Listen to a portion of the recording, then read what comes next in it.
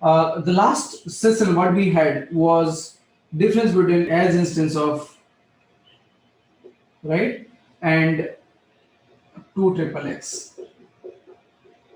Is not it? And then in the last session, if we saw that few things were not working, right? So I just wanted to highlight that also. So let me take up on my board and I'll explain you what happened, right? So I'll take the same example whatever I've done yesterday. So I'll just take it from my board. So what we did was we defined a variable like this, right? Well, num of any is equal to 10. Okay, and then we said if num dot is instance of int, okay, and then we said num dot as instance of, right, as instance of int into 2. Okay, and if you see the notes, okay, I've already written it on the notes. If you see on the notes, then I have said that if you execute this 2 line of code, then the output would be, let's say, res 0, assuming this is the first time I'm using it, okay, of any well type is equal to 20. Okay, this is what is been documented. Okay, but now let me tell you what is exactly happening in this case. So see, if you're using Scala 2, okay, if you're using Scala 2 2.x, then your output is correct. Okay, and that's where my document was showing that the output would be this. Okay, but if you are using Scala 3.x, then you don't get this output. Okay, so there is little change and improvisation probably in all this stuff, and we will be able to catch it up as we go ahead with the program and then we execute all of them in Scala 3. So if you have Scala 2, your output would be this, and if you have Scala 3, then you don't get any output in this case. Let me explain you what happened. Okay, so see here, you have if, right, if condition. Now in this if condition, you have a condition which will be evaluated to true as per this logic, because num is of num holds 10 and it is pointed by any, right? So internally num is basically the child of integer, then and this would become true. Okay, this would become true, and since it is true, then what happens is this is actually converted to what, integer type. Okay, so this is converted to integer type. So what you get, num is 10, so you get 10 into 2 is equal to 20.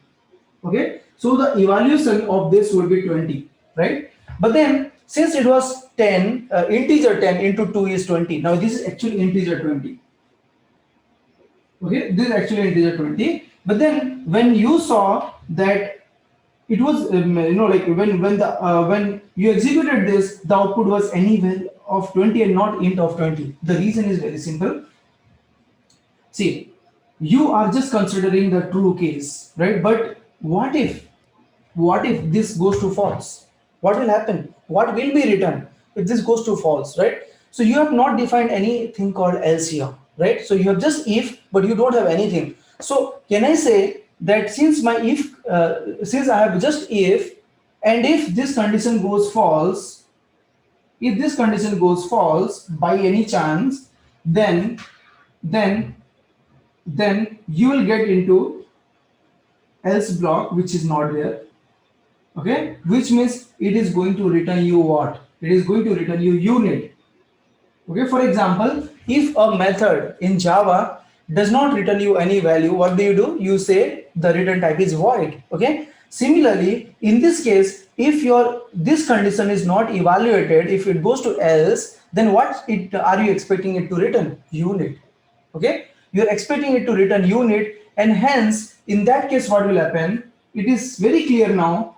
If condition is true, then I'll get integer, done. But then else, even if you have not written it, else, since you have not written any else, then unit. Okay, so this is actually what happens. This is what actually it happens. Okay, Now, if you see int and unit, do you all agree with me that both of them are basically the parent of anyval, right? So the common parent of both of these two are anyval, and hence you get this anyval here is in the result type.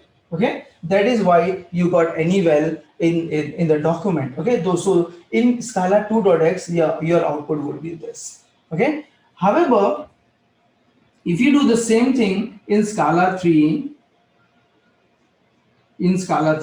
then what it is doing, since you have written a if condition without any else, it does not return you a value.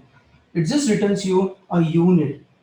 It says, I'm not clear with your if and else condition. You have just written if, but you have not written else. And I have all the reasons not to evaluate this just based on the current value of num. What if the value of num change is something else? What if this condition goes the other way, right? If it gives you false. Now if it gives you false, you have nothing. So I will just return you nothing. Okay, and that was the reason we did not see any output. Okay, so so the documentation was not wrong, but then the version was behaving it little differently. Okay, so I just took some time to study to figure it out what happened, why did we see something else in the document and something else in the output, and that was the reason that I have come up across with. Okay, now let's move on. So I'll move forward. So let's see that practically. Okay, so I'll be showing you this on Scala 3, but then you try it out on Scala 2 as well, and it should give you the same output as what I'm talking about. So I'll go back, I'll share my screen. So look into this. I've just written, let's see the below code. This output is on Scala 2.x. So whenever I come across two different output on 2 and 3, then I'll write it for 3 separately so that you can understand that there is a difference in Scala 3 now. Okay, so in Scala 2 you had output like this, anyval. Okay, perfect. Okay, and then if you go back to this Scala 3, then if you see the val num of n equal to 10. Okay, and then you have written the same condition here. And it does not return you anything. Okay, so it does not return you anything, and hence this output would not be there. And I can say here, you should say print, so that at least the values is printed and you get output, you get 20 on the screen.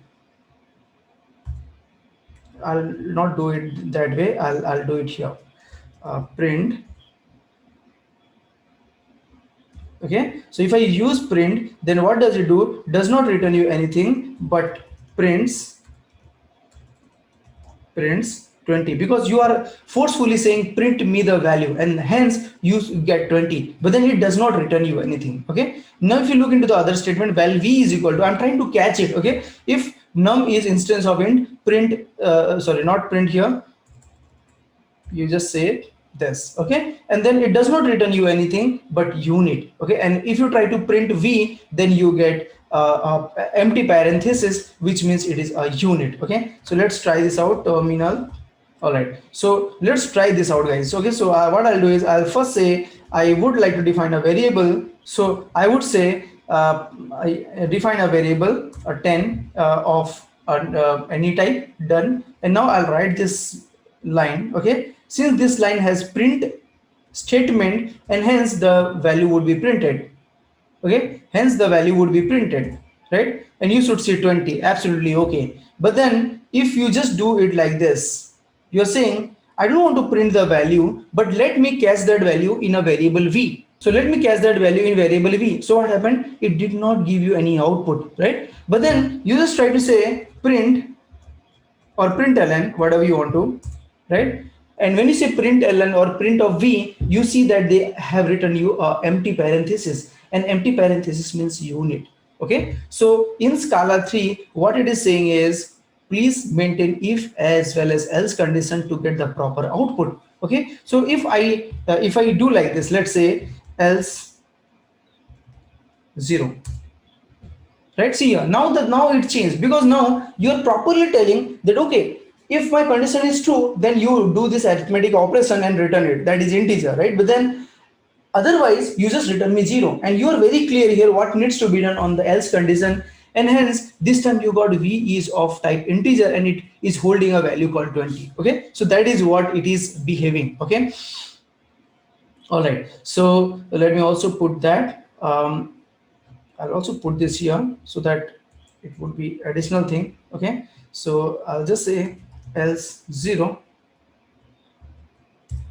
right? And then it will give you the output like this.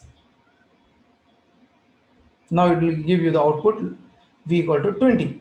And if you try to print v, then it should print you 20. Okay, done. Now let's move on. We'll move to the next, that is a character. Okay, so character is basically a single character, right? So for example, if you want to just store a single character A, B, C, or any symbols, right? So they are all characters. And remember one thing, string is nothing but a collection of lot of characters, is not it? So a characters are basically an integer data type. Okay, they come under your integer data type. And but the only difference is when you say int, then they basically store only numbers, right? 1, 2, 3, 4, 5 and all. But if you say character, then it can store all other values as well. But then when you say a, it actually does not store a, it basically stores the unicode of a, right? So if you guys have no idea about unicode, then let me tell you that every number, every number is given a code. Okay, we used to call it ASCII when we were doing C programming, C++, ASCII. Okay, and now we call it a unicode in Java. Okay, so unicode is nothing but every number or every symbol, I would say, not number, every symbol in this whole world, including your Hindi script or Tamil script or Chinese script, whatever script you talk about, right? Every symbol, every possible symbol in the world is given a code. Okay, for example, you write A, it has some code.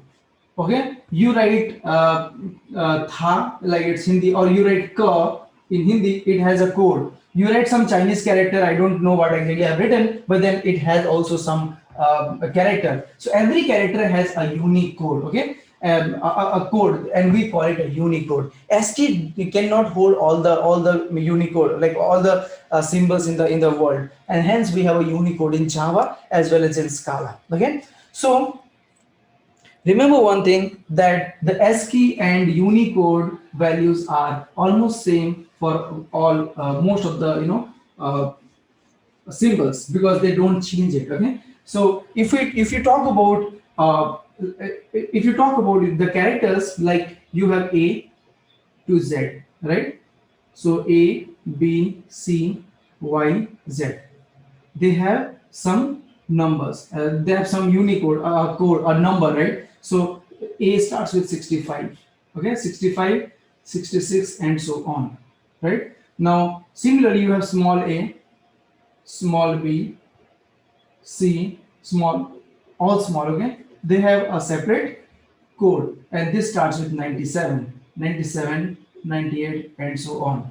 Okay, so 65, if I say 65, then more 25 characters, 90, probably 90.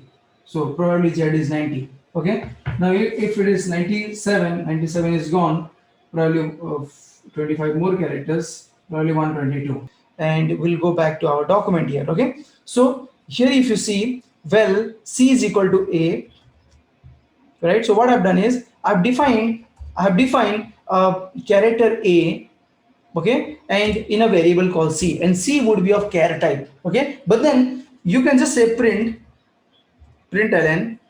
C dot to int. Let's see what exactly it gives. It gives you 65. That means it's the Unicode of it. Okay, now the same thing if you want to do, you can say Z, right? And then you just say C dot to int. So it's 90. So we were correct. Okay, so 65 to 90. Again, so let me put that also. A is, we'll do that. Okay, so we'll do that separately. So let me do it again. I'll say C is equal to A. Done. Now I'll say variable I is equal to C. See here, C is what? A character. Okay, and what I'm doing is I'm defining another variable called I, which would be of which would hold the value of C. So as usual, I would also become character. Nothing great on that, because it will not become an integer. It will be just C, right? Now you can also try something like this. You can say, hey, I want to define a variable called J of integer type that should hold C. Now what will happen is 65 would be assigned to it, the Unicode. Okay, again, let me try something like this. I may say, I may say, I want this J of character type to store 97. Okay, so 97 is not a single character; it's two characters altogether, right? And then moreover, characters should be represented like this, right? The characters should be represented like this. But if you just write a number, then they do not store the number. They actually store the Unicode of that number, right? So it will basically show you A, right? So what I'm trying to tell you is all the characters what you see in Java as well as on Scala, they are internally Unicode, okay, a number. So for you, they will show you A, B, C, D, but internally they are all storing what? Unicodes, right? So if you want to print A to Z, then you can also do something like this. Okay, so I'm saying 65 to 90 dot for each num print num dot to char. Okay, so this is basically a loop, right? So I'm saying I want a loop to start from 65 to 90, and every time the value should increment, and each such value should be printed. Okay, so don't worry, we will learn about this loop in great detail. Right now I just wanted to show you what happens if I try to print 65 to 90, and while printing I'm converting all of them to characters, right? And you get the output like A to Z. Okay, you got an output like A to Z, but then you're also getting some recommendation here, and the recommendation is don't use this character plus kind of stuff. Instead use a concept called string interpolation. So don't use like plus and string to concatenate the values. Instead try to use a string interpolation. What is a string interpolation? We will talk about that exclusively, okay? But then let me do it in a better way. The better approach would be remove this plus concepts in Scala at least, okay? And that's what we have done. See here, what I did is I just wrote here S, that means a string interpolation, and then to define the value I have just written dollar bracket and bracket, right? And within that I wrote num.toChar, and there's a space here. Okay, so we will be understanding this in great detail little later. Don't worry about this. Right now we are just concerned about the characters. Now I'll move forward. Okay, so I'll move forward and let's talk about integer now, right? So any whole number by default is treated as an integer, and if it falls within the range, right? So let's try to do this. So I'll say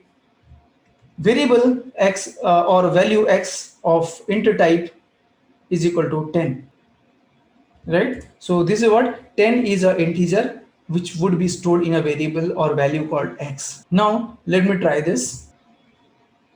So you can also store either numbers or the hexadecimal numbers. Okay, so if you see I wrote 0 into 12, and this is basically a hexadecimal number, and its value would be 18. Okay, how it is 18, let's understand. So I'll just go back to the board. We were trying to represent one hexadecimal number, right, using an integer. That is also possible, right? And then you will basically see, let's say, what was the number I used. Let's check this out. We used 0, we wrote x12. This is what we wrote, right? So let me write the whole statement. I wrote, well, x is equal to 0x12. Okay, now when you do this, then you are actually using a hexadecimal number. Okay, hexadecimal number, and hexadecimal number is basically what is based on 16, right? So if I say, can you give me what would be the equivalent integer value, you write it like this: 1 and 2 into 16 to the power 0, 16 to the power 1. You'll write it like this. Okay, so 1, 2. Okay, now 16 to the power 0, 16 to the power 1, they will be multiplied. Okay, and then they would be added, right? So 1, 1, they would be multiplied, and 2, they would be added. So 16 to the power 0 is how much? Anything to the power 0 is 1, is not it? So this would be 1, is not it? This would be 1, and 1 into 2 is 2, and this is 16 to the power 1 is 16, right? And 16 into 1 is 16, so it is 16. So 16 plus 2 should give you 18, right? And that's what we got the output, 18. Now again, if you say 1, 2, 3, if you say 0x 1, 2, 3, then what would be the output? Your output would be like this: 1, 2, 3, 16 power 0, 16 power 1, 16 power 2, into, and then plus, right? So 16 to the power 0 is 1, into 3 is 3. This would give you 3. And then 16 to the power 1 is 16. 16 into 2, 32, right? And then 16 to the power 2, 16 into 16, it's 256. Okay, so this is 256, right? And then now you add all these things, whatever is the output, you get the output there. Okay, so you get that output here. So let's try this out. Okay, so I'll go back.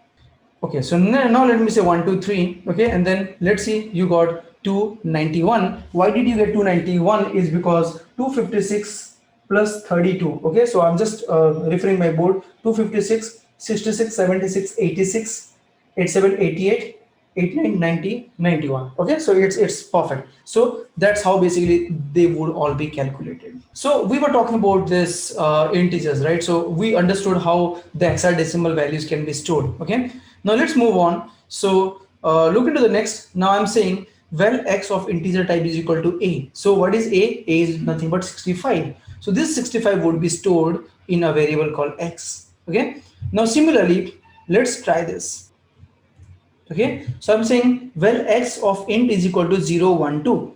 So I started with 0, okay, but then it does not make it octal. Okay, so in some previous version, I don't remember exactly which version. Okay, in some previous version, when you wanted to represent octal number, you were starting with it with 0, and it was understood that it is basically an octal number.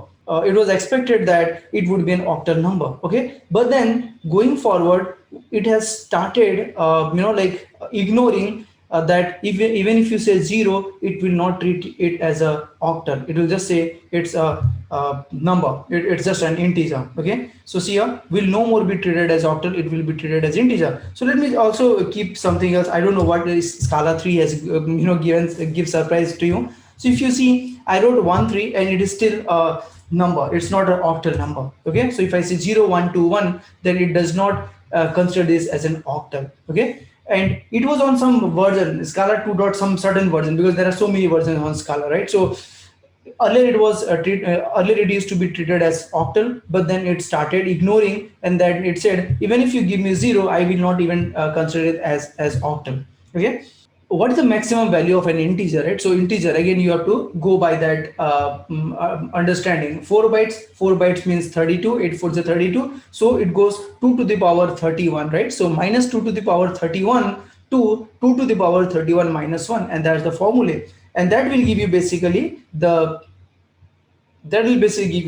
maximum value of an integer. So the integer maximum value is 21478, so and so. Now on this number, if you just add 1, what happens is you get a negative number. That means the same cycle which we talked about in our last class, right? So it also follows the same cycle principle, and whenever you do plus 1, plus 2, plus 3, it starts going to the negative directions now, right?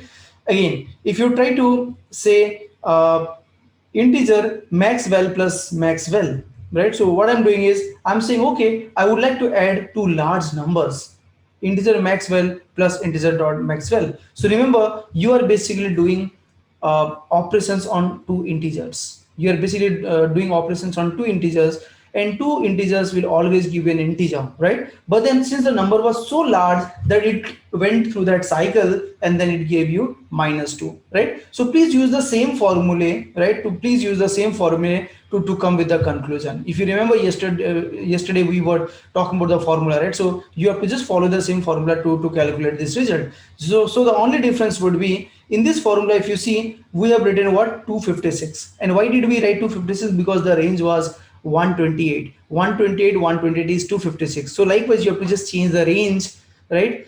and you get the perfect output. So whatever is the range, so minus 128, remove that minus 128, so 128 into 2 is 256. That's how this formula was derived for characters, sorry, bytes, right? So similarly you'll also have to revise your formula, and then you will see them getting minus 2.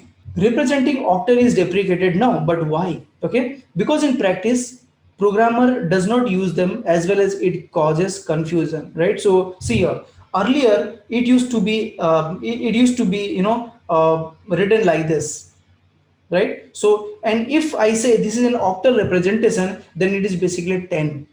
Okay, it is basically 10. How? Octal means what? 8, right? So see, in this 2 you get 8 to the power 0. What is the 8 to the power 0? Anything to the power 0 is 1, right? So anything to the power 0 is 1, so 1 into 2 is 2. I got 2. Okay, now you look into the second number. Okay, on this what will happen? 8 to the power 1 would be multiplied, right? So 8 to the power 1 is 8, and 8 into 1 is 8, and what we had previously is 2, and 8 plus 2 becomes 10. So earlier when you used to say 0 1 2, that actually meant 10. Okay, but now no more. It says I will not consider you append 0, and I will not consider it as an octal, because that's a confusion people would have. And if somebody wants to really use an octal for any good reason, then they can basically use a concept like this. Okay, so if you want to really work with octal, then you should basically go ahead with this approach, which says create a big int of 12, and then you pass 8, and that 8 basically says that I want to represent a octal number, right? And then if you see 12 is not 12, 12 is basically a 10 now, because you are basically saying this 12 should be converted as the octal format. Done. Okay, now let's look into this. I want to store a large value. I want to store a large value in this X, and it says the number is too large and I'll not be able to hold it, because that's out of the range of your integer, right? That's the out of the range of your integer. So if you feel you want to store this value, then you have something called what? Long, right? So you can definitely take the support of long like this. You can just say L, append L. You can use small l, you can use capital L, but I will never recommend you to use small l. The reason is because if you use small l, it looks like 1, and it is again a confusion. Don't do that, right? So just say capital L, because that makes it very clear that you are basically trying to represent a long variable, and then it will be able to store it perfectly. Okay, now any number when you try to divide by 0 will give you an arithmetic exception. Okay, so value x is equal to 10 by 0. Now if you see value x is equal to 10 by 0, it is giving you arithmetic exception. And trust me, this is a java.lang.arithmetic exception. Your Scala is internally using Java APIs, and I don't understand the reason why should you not learn Java in order to become a master in Scala. Okay, so that's the myth people talk about, but please make it very clear that Java is internally used every other places. We'll see a lot of lessons going forward wherein you'll see exclusively they are internally using a lot of Java libraries. Now let me also try this out. Probably what I can do is, let me say 16, and let's see if that can represent hexadecimal number. Okay, I'll just say 16, and let's see what does it do. It gave me 18. Now why did it give you 18? Probably because 16 to the power 0 is what? 1, right? 1 into 2 is 2, and then 16 to the power 1 is 1, into 1 is 16, 16 plus 2 is 18. So yes, you can also write here 16, and it will represent a hexadecimal value. Okay, so if you want, I'll copy paste it here, and then I'll update this as well here. So I'll say 16, okay, and let me say octal, and let me say hexadecimal. Okay, and you got the value of 18. So let's move on. Now we'll talk about the long, right? So long, as you know, long is basically bigger number than integer, right? So whenever you feel the integer is not capable to store a large value, then you should go ahead with your long. Okay, so long, how much value can a long store? A long can store a value this much. Okay, I'm sure my bank balance will never reach this number. Okay, probably, right? So this is okay for most of the problem statement, right? So that's how it is. So long dot maxval tells you how much value it can store. So if you feel that this is the maximum number somebody can have, then go ahead and use a long. Okay, now long dot maxval plus 1, if you try to do this, right, it, if you try to do this, it takes you to the negative direction, right? That means again the concept of the cycle. The cycle is very important, and it is available in almost all the integer types. Now similarly, let's say if I do long dot max, what does it do? It will again do the same thing. It will add all the numbers, but since it was not able to hold them, it goes to the cycle and goes to some other place. Okay. Now similarly, let me try this out. I'll say max value into max value, which would be again a big disaster, right? It's again a big number altogether. And then it gave me long of 1, probably just because of that cycle, and it stopped somewhere in 1. Now let's move on to float. Okay. Now float is basically what used to represent what decimal values, right? So float is basically used to represent a decimal value and not integer value. So I'll just erase this and then I'll explain you that. Now we are talking about float, is not it? Float is basically a type, right, which can store decimal numbers, right? For example, 5.2, 6.7, and so on, right? Whereas integer long, right, they are basically used to store integer, the whole number, like 5, 25, and so on. Is not it? Now by default, whenever you say int, sorry, by default when you say well x is equal to 10, it's always an integer. Okay, but if you say well x equal to 5.2, remember one thing, in Java as well as in Scala, whenever you represent a number, this number by default is always double, and they are not float. Okay, they are by default double and they are not float. If you want to represent a floating value, you will have to write f, capital or small, at the end. Okay, and that's how a floating values are represented. Okay, now it's worth noting that a float, if I go by the table, let's talk about that. Okay, so we have boolean, byte, right, and then we have sort, char, right, and we have int, float, and then we have long and double. Okay, I just wrote it a little small. So we know that this is basically, the size of this is not fixed, so but we always say 1 byte. Okay, and this is 1 byte, of course, and these are 2 bytes, right? These are 4 bytes, and these are 8 bytes. Okay, so now I want to tell you one more thing, that see, long is of what, 8 bytes. Long is of 8 bytes, but then this long value can also be stored in a float. How is it even possible? Think about it. Long is 8 bytes, right? So for example, let's say long is a container which can store 8 liter of milk, right, theoretically. And float is again a type or data type which can store 4, which means 4 liter of milk. It's a container. No, but the interesting fact is long can store, the value of this long can be easily stored in a float, even though they occupy less space. Now I'll tell you the reason is because they store the data in a different way. Okay, the way float stores the data, the way a long stores the data are absolutely different, right? When I was taking a Java interview to the candidate, I used to ask this question: do you know that the long data type size is 8 byte, whereas the float data type is of 4 bytes? How is it possible that long value can be stored in a float easily? And trust me, most of the people were clueless, right? And they were like, I'm hearing this for the first time. But it's very important for us to understand. It's very simple. The only thing is we have not analyzed it.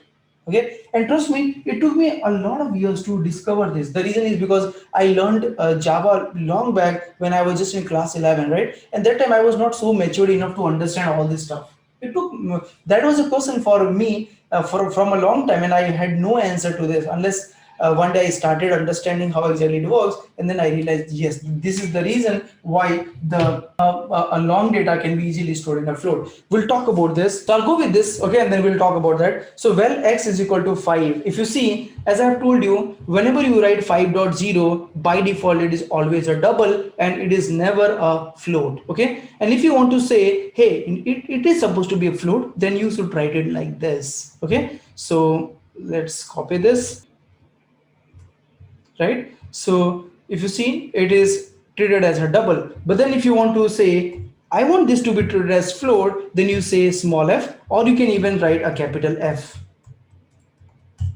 Okay, so small f or capital F, they would basically be treated as float. Now if you say D, then it is a double, okay. So D or capital D is always a double. Well, x of float is equal to 5.0.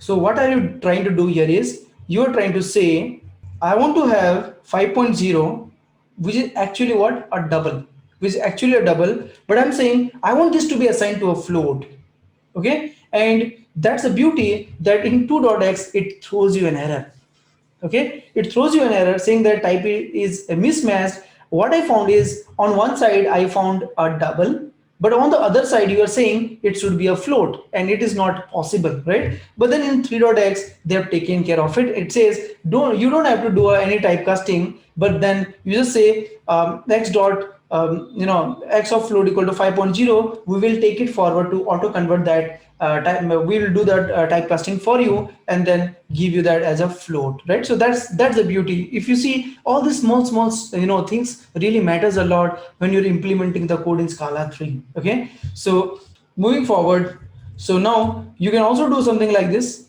In Scala 2, you have to do it like this. You will say 5.0, which is basically a double, dot to float will give you a float and assign it to a float, right? But if you are doing like this, then you should basically be able to drop this also, because why do you even need it? It is obviously going to return you a float, right? So that's absolutely perfect. So let me copy this, and I'll say this is not required, this assignment is not even required, right? Because this is going to return you float, and it's all done.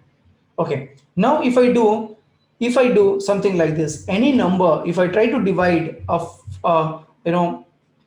see, this is our integer and this is our double, right? So I'm trying to divide the numbers. So if I try to divide a number like this, then it will always give me an infinity. Okay, now look into this. This is of type what? Integer. This is of type what? Double, because you did not write f. By default 0.0 is double. So the output will always be a double. Okay, the output type would always be a double, because a double is the largest and integer is smallest, but then the value would be minus infinity. And why it is minus infinity? Because of negative number. Okay, if you remove minus, then it would be infinity. Okay, now similarly, let's try this. I'll say f. This time I'm doing the same thing. I'm saying val x is equal to minus 5 by 0.0 f, but it is a float this time. Okay, so the resultant type would be float, but then the result would be still infinity and minus infinity. And why minus? Because of this minus symbol. If you remove this minus symbol, then it is a positive infinity. Okay, so this minus infinity is just because of the symbol. So any negative number, any division, whatever you are going to do, wherein you have a negative value, then it always result you in minus infinity. So we have done this. Okay, and let me also do it like this. So I'll say copy, okay, paste, and I'll say I want to do it like this, a positive number, and it is infinity, right? And let me try this also. I'll say minus of 0.05. Hold on. So I'll say minus of 0.05. Okay, so when you said this slash and minus, that it was treating it as if they are a method. So just give some space, or maybe put them under your braces, and it should give you minus infinity. Okay, it will not give you infinity saying that okay, minus 0.0 is equal to 0, right? So the moment it sees a minus symbol, the result is always a minus infinity. Okay, so let me copy this and I'll make it beautiful later. Now let's move on. So we are done till here. Okay, now you can also try something like this. Try to add two maximum value to a float, right? and let's try to do this. So I was trying to store the two maximum value, float.maxwell plus float.maxwell, and it does not follow the concept of cycle. And that's the reason you're getting infinity, because it went beyond the reach. Okay. And hence it is basically giving you infinity in this case. Okay. So it is not following that cycle. The cycle is only for integer type of data, not for the floatings.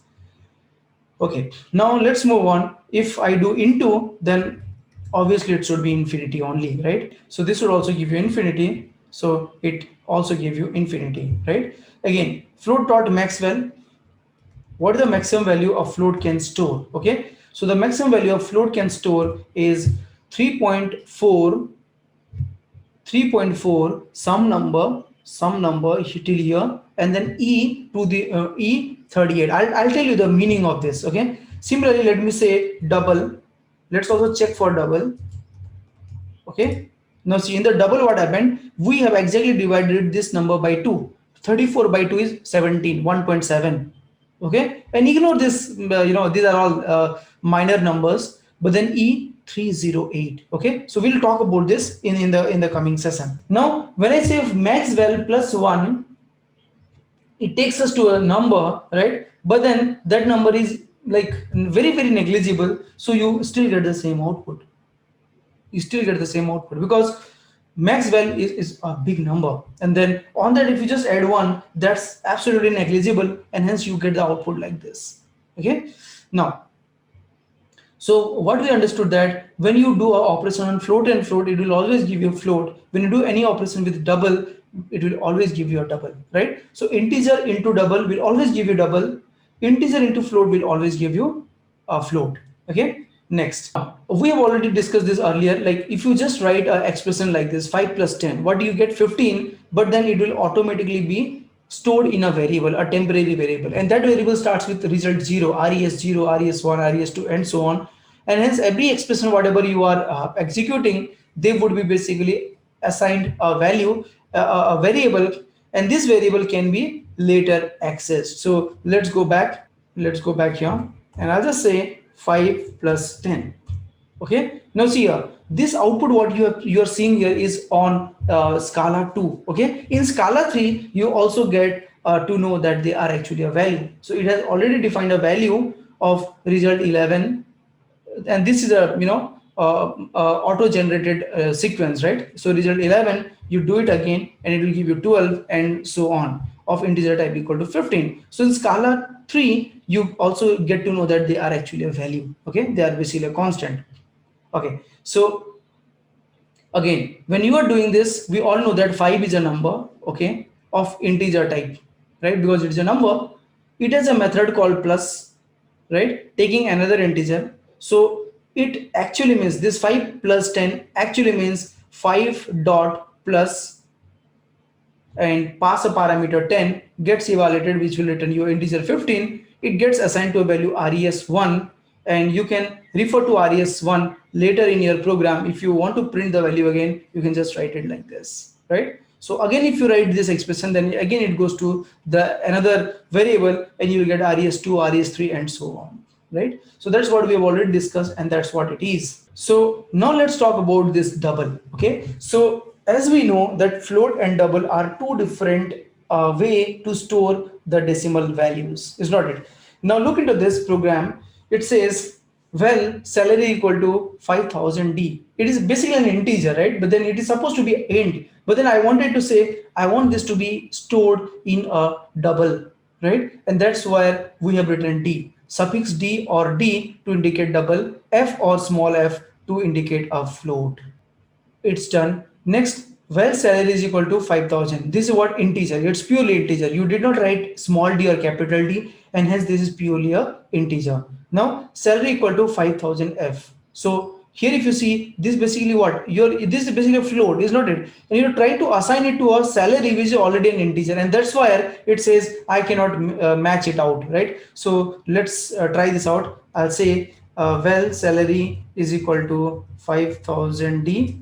These are double, and if I don't do it, if I write it like this, then it is integer. And if it is integer, let me write where, because I cannot assign it. Salary is equal to 5,000, it's an integer, right? And then if I say salary is equal to 5,000 f, then it says float cannot be assigned to integer. Very well understood, right? Okay, now again, if I say well number 1 is equal to 0 0.0, the moment you see point in a number, right, it's always by default a double, it's not even a float. So this is basically a double, and if you want this to be treated as float, either use small f or use capital F, and then it will be treated as a float. Okay, now let us try to evaluate this expression. I am now going to talk about the size of your long and the size of your double. Okay, so let me go back, let me execute this line 2e3.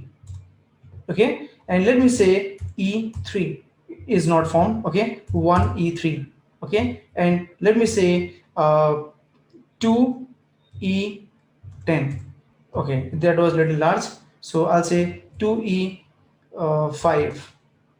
Okay, so let us try to understand what does this mean, e and all, right? So I'll go back to the board. All right, now we are trying to talk about the size of float, double, long, and all, right? Okay, so before that I would like to talk about this 2e3. Okay, we executed this recently, right? And what did it give you? I executed 2e5. Okay, and what it gave me? It gave me 2 and how many zeros? 1 2 3 4 5, 5 zeros. 1 2 3 4 5 zeros. That's what I got. Okay, and when I executed 2e2, what it gave me? It gave me 2 2 and 2 zeros. Okay, now let me tell you what exactly it is. Okay, so give me a minute. So see, this e is nothing but 10 to the power. You should say this e is basically 10 to the power, and hence 2 into 10 to the power 2 is 10 to the power 2 is 100, and into 2 is 200. Okay, similarly, if you talk about this 2e5, so here this e is nothing but your 10 to the power, right? So now 10 to the power 5 is how much? 1 2 3 4 5, right? And then you have a 2 here into 2. Okay, so this would be this, so 2 lakh. Okay, that's how basically float and double stores the value. Okay, now I want to go back and revisit the size of my float and double. Okay, so if you remember it correctly, then float size is 3.4, right? 3.4, some number, ignore that, e38. This is what you know, is not it? Similarly, double size is how much, guys? Double size is exactly divided by 2, then it becomes what? 1.7. And then in this 38 you add 10 in the middle, so e308. This is the size of your double. Now let's expand this. Okay, let me expand this now. Now it means 10 to the power. Okay, so 10 to the power 38 into 3.4, right? That means you start writing 38 times 0, 1 2 3 4 5 6 7 8 9 10 11 12 13 14 15 16 17 18 19 20 21 22 23 24 25 26 27 28 29 30 31 32 33 34 35 36 37 38 39 38. Okay, into 3.4, so it would be into 3.4, which means you will write 34, but since there is a point, you'll erase 10 from here, right? So this is the value that can be stored by your float. Okay, this is the range of the float, understand this. Now let me write the range of the long, okay, in front of this. Okay, so I'll just say long dot max value. Okay, I'll write that number here. The number is, okay, now tell me who is bigger. Now look into this, tell me who is bigger, your long is bigger or your float is bigger, right? This float, okay, and this is long. This consumes 8 bytes. right? Your long consumes 8 bytes, float consumes 4 bytes. This is just 4 bytes, and that is why your long can be easily stored in a float. The reason is because the way they are internally represented, right? They are represented in terms of 10 to the power. They are represented in terms of bytes, 2 to the power, and 2 to the power and 10 to the power has a lot of difference. 2 to the power 3 is how much? 8. 10 to the power 3 is how much? 1000. And that's where is the difference, and that's why your float can store a value of a long time very easily, because look into this is the actual reason. Now if you want to talk about double, then you have to write 10 308 at least 10 at least 307 times, is not it? And then you'll say 17, so you'll start writing like this, 17, and you'll start writing 0 307 times, which is really very larger than this. And that is the whole point, that your float can hold a lot of data. Okay, a float can hold a lot of data, a double can hold a lot of data than long.